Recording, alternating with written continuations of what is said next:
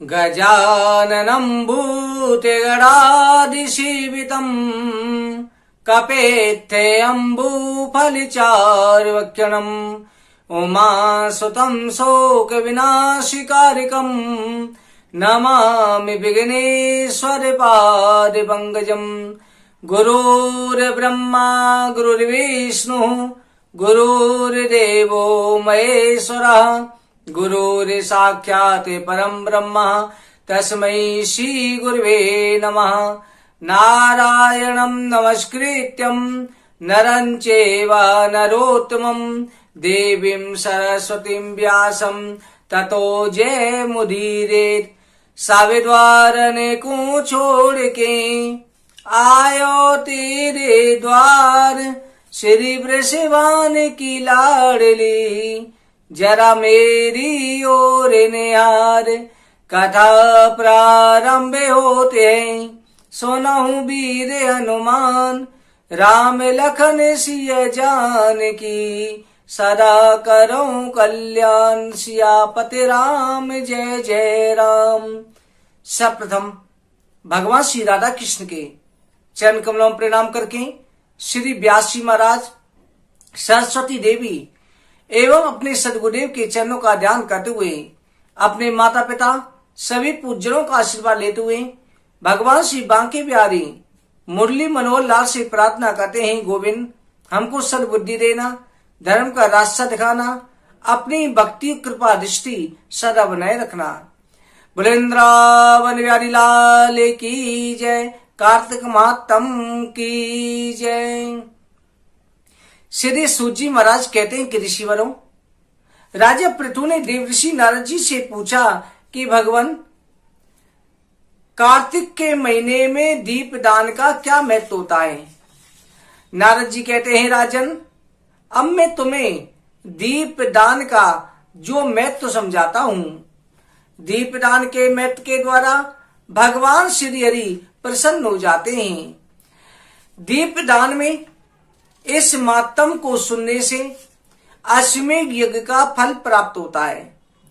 पूर्व समय में चंद्रवंश में जयध्वज नाम का एक राजा था, जो भगवान नारायण की सेवा करने वाला नित्य प्रति भगवान विष्णु के मंदिर में जाकर के मंदिर का सफाई करता, मंदिर में दीपक जलाता, जीवों पर दया करता, इस प्रकार से मंदिर की सेवा करता। वो राजा एक दिन रेवती नदी के किनारे भगवान विष्णु के मंदिर में जाकर के पूजा करने पहुंचा।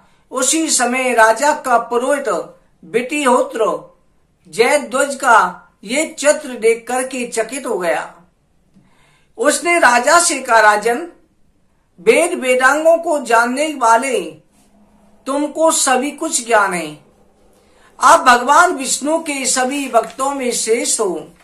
हे राजन, हमेशा तुम सभी कर्मों को, तपस्या आदि को भी छोड़कर मंदिर की सफाई और मंदिर में दीपक क्यों जलाते हो।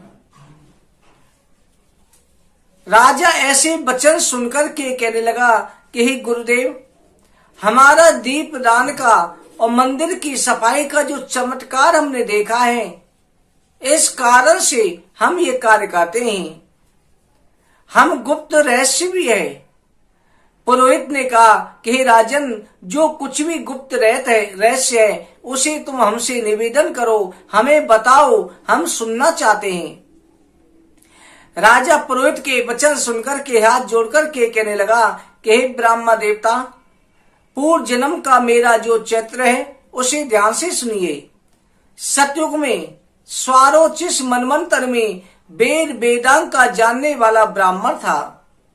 यज्ञ के अनाधिकारियों को यज्ञ कराता, यहां तक कि वो निषिद्ध कर्म करता, खराब काम करने वाला था। उसने ऐसे कर्म करे कि उसके कर्मों के कारण उसके भाइयों ने उसे छोड़ दिया।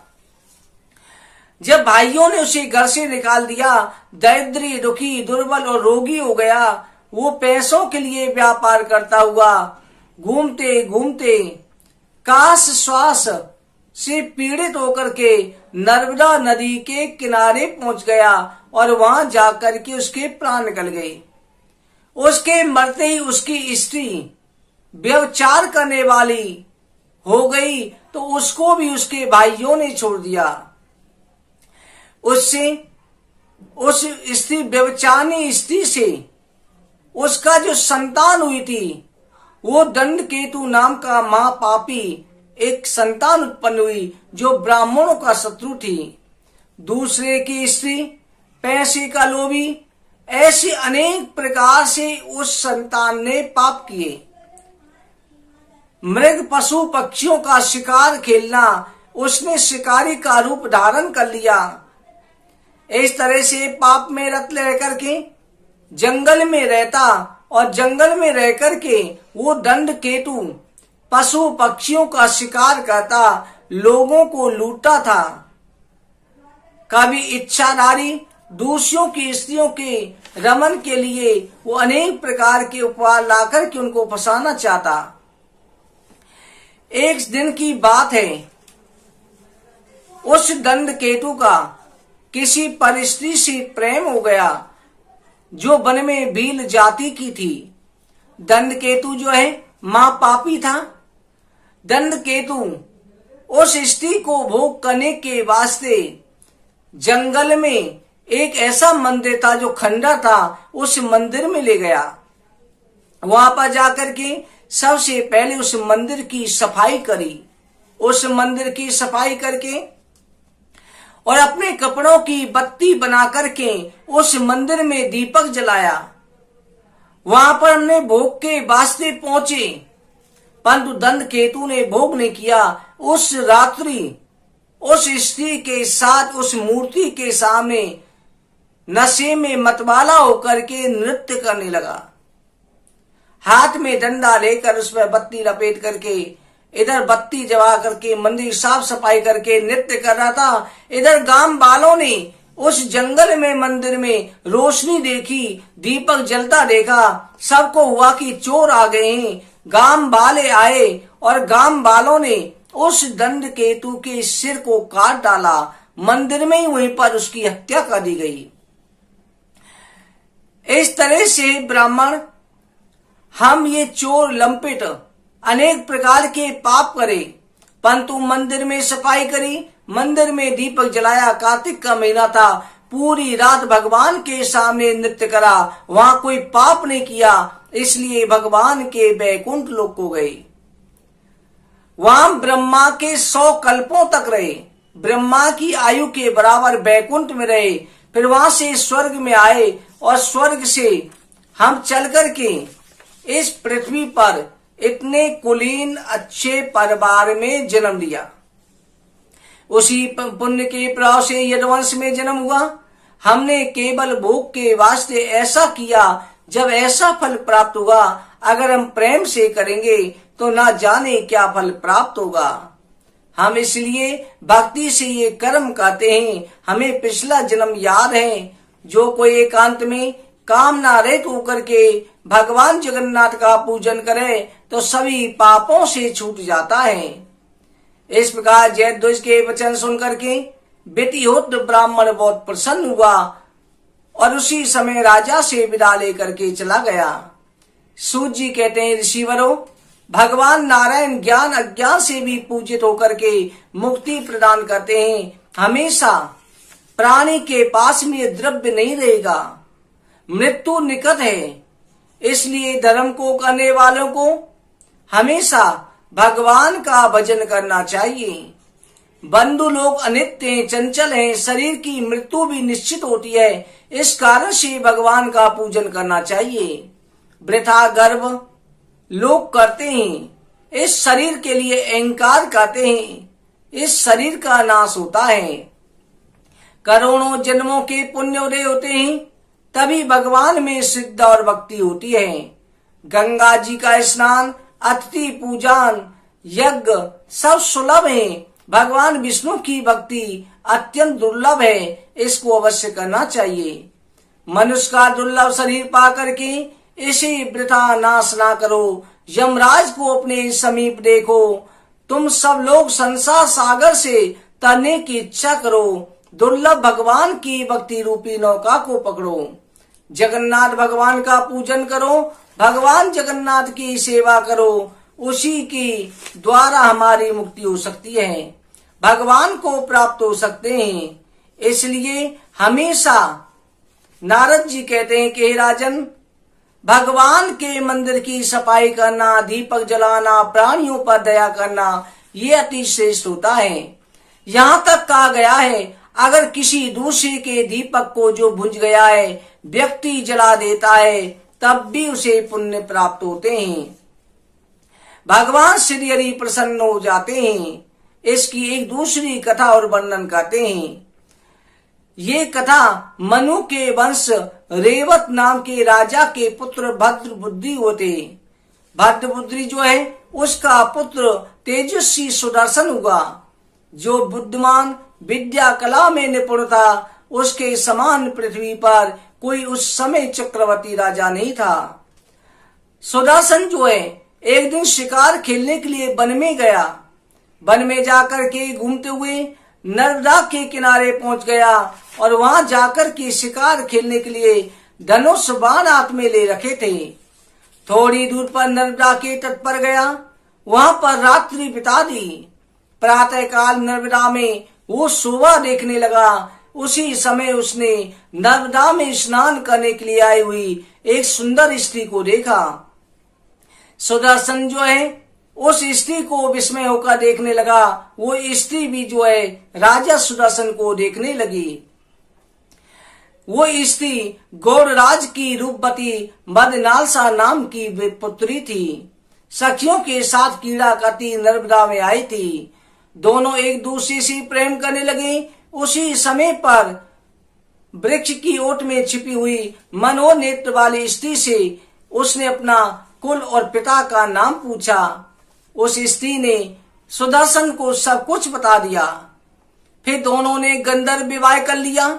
गंधर्व विवाह करके राजा सुदर्शन जो है उसे लेकर के अपने महलों में आ गए। उसका पिता भद्रबुद्धि विषय भोग त्याग करके अपने पुत्र सुदर्शन को राज्य देकर वन में चला गया।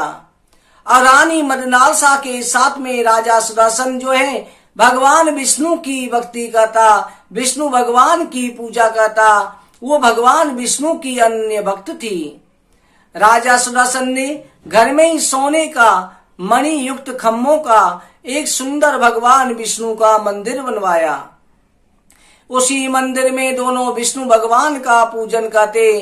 कार्तिक के महीने में रानी जो हमेशा मंदिर में दीपक जलाती थी। एक दिन राजा सुदर्शन ने रानी मदनालसा को बुलाया, परंतु मदनालसा रानी जो है मंदिर में दीपक जलाने में लगी हुई थी। राजा सुदर्शन के कहने पर नहीं गई। तब राजा सुदर्शन को क्रोध आया और कहा कि तुम्हारे पति भगवान है, तुम हमको छोड़कर के हमारी आज्ञा को उल्लंघन करके मंदिर में दीपदान करने से क्या होगा। उस समय पर रानी कहने लगी कि तुम सत्य कहते हैं, स्त्री का पति देवता होता है, परंतु हे स्वामी, दीपदान का जो मैंने महत्व देखा है उसके कारण से मैं इस मंदिर में जो है दीपक दान कर रही हूँ। राजा ने कहा, हे रानी, तुमने दीपदान का क्या महत्व देखा, मुझे बताओ। हे भामिनी, तुमने क्या महिमा देखी है। रानी ने मुस्कुराते हुए कहा कि हे राजन, गोदावरी नदी के तट पर एक भगवान विष्णु का मंदिर है। दंडक वन में निर्मल अन्न भक्षण करने वाली एक मूषका थी। वो कभी ब्रह्म वेद ऋषि कार्तिक के महीने में उस मंदिर में आकर के वेद ब्रह्म ऋषि मंदिर में दीपक दान करते, दीपक जलाते थे। एक दिन ऋषि जो है उस मंदिर में दीपक जलाकर के किसी काम से बाहर चले गए। उस मंदिर में जो दीपक जल रहा था उसकी लौ थोड़ी धीमी पड़ गई, बिल्कुल बुझने वाली थी। मैं उस बत्ती को खाने के लो से मूषका के रूप में उस दीपक के पास आई।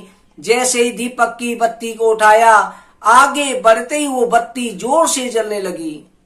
जैसे इस बत्ती को उठाया, क्योंकि बुझने वाली थी, कम हो गई थी, और दीपक की बत्ती उठाते ही जोर से जल गई, तो इससे उस मूषका का मुख जल गया। उसी मंदिर में तड़पने लगी। अब उसका मुख जल गया, वो कुछ खा पी नहीं सकती थी। उस मूषका ने कई दिन तक उस मंदिर में भूखे रह करके भगवान के सामने तड़प करके अपने प्राण त्याग दिए। उसी मंदिर में प्राण निकल गए। प्राण निकलने पर वो मूषका स्वर्ग को गई, और वही मूषका, हे राजन, मैं रानी मदनालसा बनी हूं। मैंने पिछले जन्म में लोभ से, केवल खाने के लोभ से दूसरे का बुझता हुआ दीपक जल गया। इस कारण से मुझे इतना पुण्य प्राप्त हुआ। अगर मैं अखंड दीपक कार्तिक के महीने में श्रद्धा भाव से करूंगी तो ना जाने में मुक्त हो जाऊंगी। मेरा कितना अनंत पुण्य होगा। हे राजन, हमारा आग्रह है आप भी दीपक दान करें। राजा सुदर्शन ने रानी के वचन सुन करके रानी के साथ दीपक दान करा, मंदिरों को दीपकों से सजाया। राजा रानी दोनों कार्तिक के महीने में नियम से इस प्रकार से दीपक दान करने लगे। भगवान के मंदिर की सफाई करना, दीपक जलाना, ये सब प्रारंभ किया।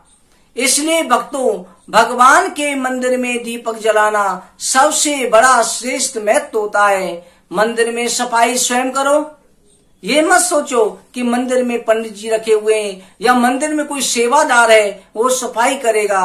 कार्तिक के महीने, अगर आप हमेशा नहीं तो कार्तिक के महीने का नियम ले लो और कार्तिक के महीने में मंदिर में जाकर की सफाई अवश्य करो। देखना आपका सहज में उद्धार हो जाएगा। कुछ ज्यादा करने की आवश्यकता नहीं है। दीपदान में ना खर्च ज्यादा होता है और ना ही आपका परिश्रम ज्यादा होता है। भक्तों, आज की कथा कहीं पर विश्राम करते हैं। आज के दिन आपको जो है परमल नहीं खाने हैं और कल के दिन बेर नहीं खाने हैं।